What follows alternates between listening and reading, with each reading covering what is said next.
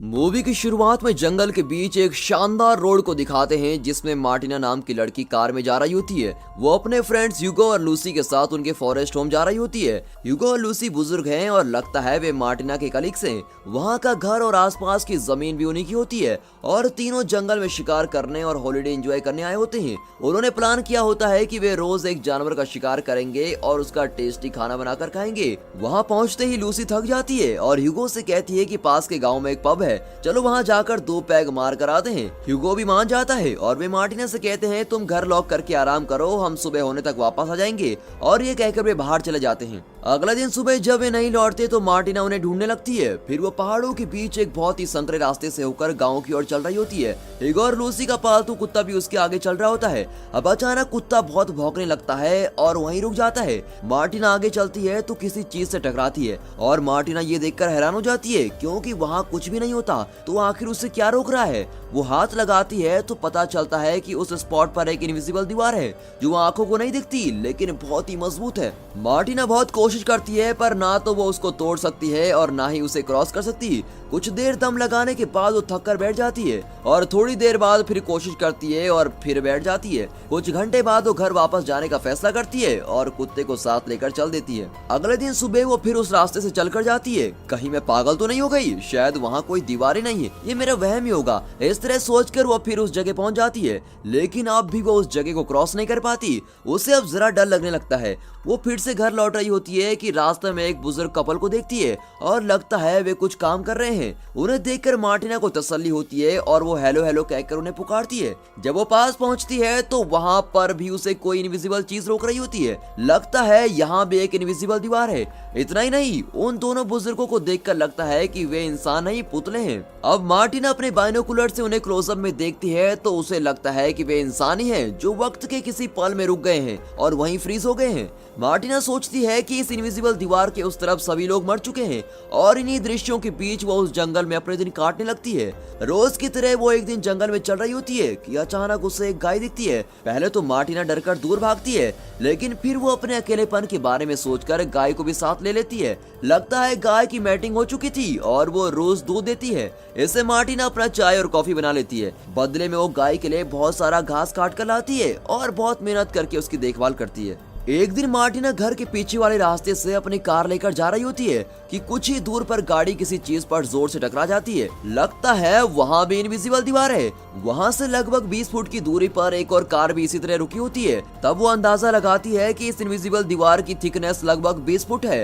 अब आप ही बताइए इतनी मोटी दीवार को कैसे तोड़े या हटाएं? और ऐसी दीवार को आप कैसे तोड़ेंगे जो दिखाई भी नहीं देती और न जाने किसने इन्हें यहाँ लाकर रखा है? ये कहाँ शुरू होती है और कहाँ खत्म, इसका मार्टिना को जरा भी आइडिया नहीं होता।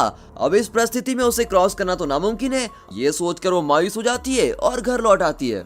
अब वहाँ बस जाने के सिवा मार्टिना के पास कोई रास्ता नजर नहीं आता, इसलिए वो सर्दी के मौसम से पहले अपनी और गाय की जरूरत की सारी चीजें इकट्ठा करके रख लेती है। फिर चूल्हे के लिए ढेर सारी लकड़ियाँ भी लाकर रख देती है। यहाँ रहकर उसने आलू और कई सारी सब्जियां भी उगा ली होती हैं। उन्हें भी काट कर अगले 6 महीने के खाने का इंतजाम कर लेती है। एक दिन वहाँ एक बिल्ली आ जाती है और मार्टिना उसे भी घर में रख लेती है लेकिन उसका सच्चा साथी उसका कुत्ता होता है और वो उसको बहुत प्यार करती है। कभी कभी वो जंगल में जाकर शिकार भी करती है। पहले दिन वो हिरन का शिकार करने की कोशिश करती है पर ठीक से एम नहीं कर पाती और घर लौट आती है। लेकिन अगले दिन वो फिर कोशिश करती है और इस बार उसका निशाना नहीं चूकता। मरे हुए हिरन को घर ले आती है, फिर कट करके टेस्टी खाना बनाकर खाती है। अगले दिन फिर वो पहाड़ के ऊपर पहुंचती है। वहाँ सूरज और उसकी रोशनी से रंगा हुआ आसमान देखकर वो प्रकृति की सुंदरता में खो जाती है और वहीं पर सो जाती है। जब वो घर लौटती है तो बिल्ली का बच्चा हुआ होता है और इस तरह उसके दिन हफ्तों में और हफ्ते महीनों में बदल जाते हैं और उसकी जिंदगी जरा आराम से कट रही होती है। एक दिन अचानक तेज तूफान आता है और बर्फ भी गिरने लगती है। बिल्ली का बच्चा बेचारा बीमार होकर मर जाता है और मार्टिना दुखी होकर उसको दफना देती है। वो अपनी रोज की एक्सपीरियंसेस को एक डायरी में लिख रही होती है ताकि वो यहाँ की जिंदगी को भूल ना पाए और बाहरी दुनिया से इस तरह कट कर रहते रहते उसे डर लगता है कि कहीं वो पागल ना हो जाए। वहाँ एक ही डायरी होती है और उस डायरी के भर जाने तक ही वो लिख सकती है। जब उसकी डायरी भर जाएगी तो ये कहानी भी वहीं पर खत्म हो जाएगी। कुछ ही दिनों में बहुत ही कठिन जाड़े का मौसम आ जाता है। मार्टिना बेचारी अब घर में ही बंद पड़ी रहती है। खाने पीने की सारी चीजें घर पर होती हैं और वो रोज कुछ ना कुछ पकाकर खा लेती है, लेकिन वो कहीं बाहर नहीं जाती और सारा दिन घर के अंदर रहती है। इसी बीच गाय का बछड़ा होता है और मार्टिना डिलीवरी में गाय की मदद करती है और बड़ी मुश्किल से बछड़े को बाहर निकालती है। बछड़ा पैदा होता है और मार्टिना उसे भी संभालती है और किसी तरह जाड़े का मौसम बीत जाता है और मार्टिना घर पर ही रहकर तंग आ चुकी थी। अब उसकी डायरी में 25 मई लिखा होता है और मार्टिना लिखती है कि इस जंगल में रहते रहते लगभग 1 साल गुजर चुका है और इस बात की एनिवर्सरी मनाने मैं पहाड़ पर जाने वाली हूँ। फिर वो कुत्ते को लेकर पहाड़ पर जाती है और शाम तक वहाँ का दृश्य निहार रही होती है। जो हो गया सो हो गया, आज से मैं एक नई जिंदगी की शुरुआत करूंगी, ये सोचकर वो घर लौटती है और वो पहले जैसी मायूस नहीं होती और अपनी डायरी देखने लगती है। अब ऋतुओं का चक्र फिर एक बार शुरू होता है। गर्मी, बरसात, बसंत इत्यादि मौसम आते हैं और चले भी जाते हैं। फिर एक बार जाड़ों का मौसम आता है और मार्टिना उसका सामना आसानी से कर लेती है। फिर बसंत ऋतु आती है और तब मार्टिना एक सफेद कौवे को देखती है। वो जरा घबराया हुआ लगता है क्योंकि बाकी काले कौवे उसको भगा रहे थे। उसे देखकर मार्टिना को लगता है कि ये भी मेरी जिंदगी की तरह है, जो कि जंगल में अकेला है और पास की किसी भी चीज से उसका कोई संबंध नहीं। लेकिन फिर भी वो घबराकर भागा नहीं, बल्कि उसने जिंदगी के असली मतलब को समझा और उसे अपनाया। उस कौवे में अपनी सच्चाई को देखकर मार्टिना को उससे हमदर्दी होने लगती है। वो उसे खाना देती है और कुछ दिन यूं ही बीत जाते हैं और मार्टिना धीरे धीरे अपनी पुरानी जिंदगी भूलने लगती है। एक दिन वो अपने कुत्ते के साथ पहाड़ से लौट रही होती है तो उस दृश्य को देखकर उसकी सांसें रुक जाती है। पागल जैसा दिखने वाला एक आदमी मार्टिना की गाय के बछड़े का सर काट रहा होता है। लगता है ये आदमी भी मार्टिना की तरह इनविजिबल दीवारों के बीच फंस गया है, लेकिन शायद वो मार्टिना जैसा सुलझा हुआ इंसान नहीं और यहाँ अकेले रहकर पागल हो चुका था। उस आदमी को ऐसी घिनौनी हरकत करते देख मार्टिना कांपने लगती है। उसका कुत्ता उस आदमी को अटैक करने जाता है, लेकिन वो उस पर कुल्हाड़ी चला देता है।